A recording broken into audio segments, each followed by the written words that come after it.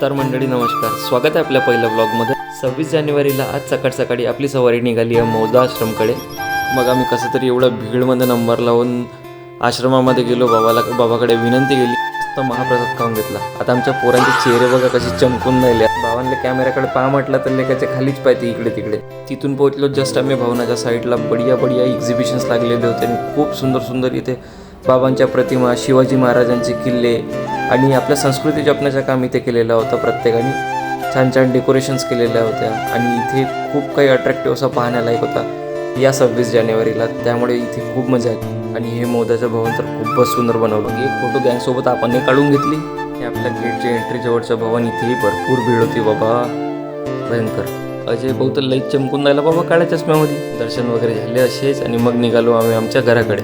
हे आता नवीन पुलाचं काम झालेलं आहे तिथे। तर अशाच बड्या ब्लॉगसाठी नक्की फॉलो करा आपल्या भावाला।